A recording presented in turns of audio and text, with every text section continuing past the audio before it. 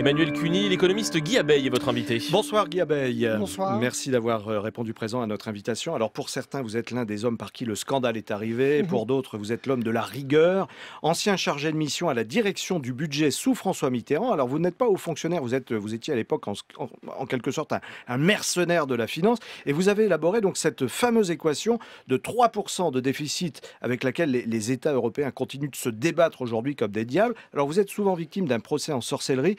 Avec le recul, est-ce que vous regrettez votre geste ? Avec le recul, j'aurais peut-être la main qui tremblerait si j'avais perçu ce soir-là, dans un bureau, simplement, qu'en me livrant avec mon camarade Roland de Villepin un petit calcul, il allait prospérer, se retrouver... Qui allait faire un tsunami, surtout. Peut-être un tsunami. En tout cas, il est allé assez loin dans l'histoire, mais évidemment, c'est parce que j'ai trouvé des relais. Ces relais, ils ont été d'abord celui qui était mon ministre en titre, qui était Laurent Fabius, qui était ministre délégué au budget à l'époque, qui s'en est emparé assez rapidement pour des raisons de communication politique. Parce que le ministre des Finances, c'était Michel Rocard. Non, le ministre des Finances Jacques Delors, était Jacques Delors. Jacques Oui. Delors. Et les relations entre Jacques Delors et Laurent Fabius n'étaient pas parfaitement idylliques. Alors, comment est né concrètement cet objectif de 3%? Parce qu'on a toutes les images, hein, notamment les sketchs qui s'emparent du sujet. Voilà, ça a été fait sur un coin de table. À la direction du budget. Ça a été fait sur un coin de table, sur une nappe en papier ou pas? Non. Bon. Je peux le démentir officiellement. Et j'espère. Et ça n'a pas été fait non plus en référence à la Trinité. C'est un boulet que je traîne depuis quelques années. Alors pourquoi 3%? Pourquoi pas 1, 2, voire 4 ou 5? D'abord, sur quoi il repose ce 3%?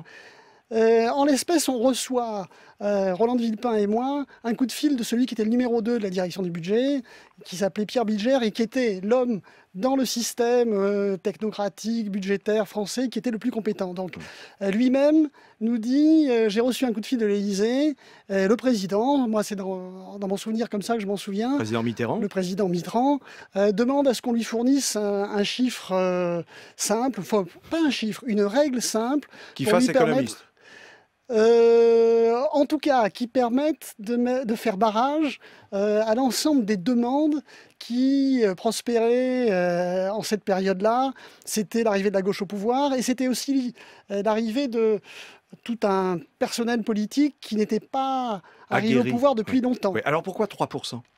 Eh bien, nous avions sur le bureau, si je puis dire, dans nos prévisions, parce que nous étions les prévisionnistes de la direction du budget, une perspective pour le budget qui s'annonçait, 1982, de 100 milliards de francs de déficit. Alors il faut savoir ce que ça représente.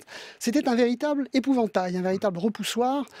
Giscard, 3 jours avant le deuxième tour des présidentielles, avait, pour inquiéter l'électorat, expliqué qu'on risquait un jour d'arriver à 100 milliards de déficit de budget de l'État.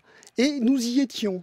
Donc 100 milliards rapportés à ce qu'était le produit intérieur brut à l'époque, ça faisait 3%. Et après avoir fait tourner différentes idées, différents calculs, on s'est dit c'est encore le plus simple et on est revenu avec ce chiffre. C'est donc une division. D'accord, le PIB, soyons clairs, c'est la richesse produite par le pays en fait, hein, sur le produit intérieur brut. Alors 3%, visiblement, vous expliquez là que c'était économiquement fondé, mais est-ce que les 3% sont encore aujourd'hui économiquement fondés? Parce que ça a été introduit dans le traité de Maastricht et maintenant tous les pays européens sont corsetés. On va même parfois imiter ce chiffre ailleurs dans le monde. On va l'imiter très loin. Alors est-ce que c'est encore justifié aujourd'hui 3%? Alors, ça dépend de ce qu'on appelle justifié.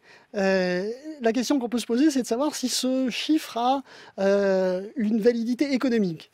Alors sans rentrer dans des complications trop grandes, il n'y a que 2 moyens d'essayer de l'établir. Il y en a un qui consiste à dire on va essayer de caper le déficit au volume de l'investissement public. Si on avait fait ça à l'été 1981, on serait arrivé pour le budget de l'État, non pas à 3, mais à 0,5. Bon, première chose.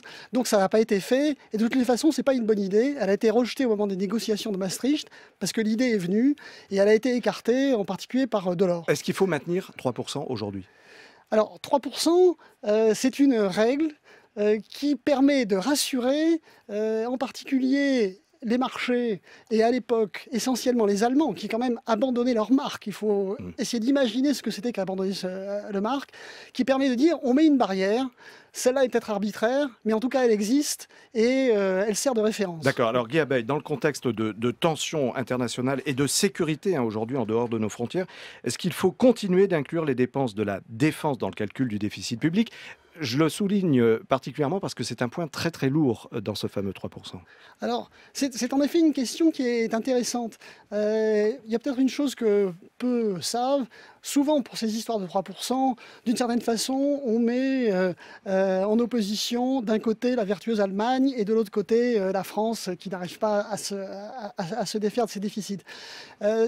Le poids des dépenses militaires dans le produit intérieur brut est de 2,5% ou 2,2% en France. Il est d'1 point de PIB en moins en Allemagne. Donc on voit bien que si nos dépenses étaient du même ordre que celles de l'Allemagne, la question, d'une certaine façon, ne se poserait plus.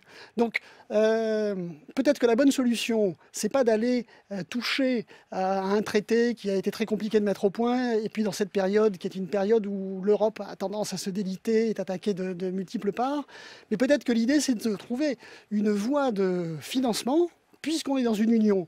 Qui dit union dit solidarité, par lesquelles, par exemple, les Allemands ou d'autres pays pourraient contribuer à l'effort de sécurité extérieure français qui sert à l'ensemble de l'Europe. Donc là, on respecterait nos fameux critères.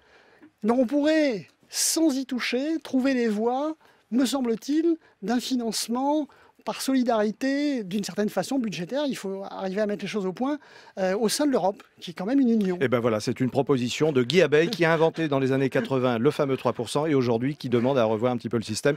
On attend vos propositions officielles maintenant auprès du ministre des Finances. Merci Monsieur Abeille.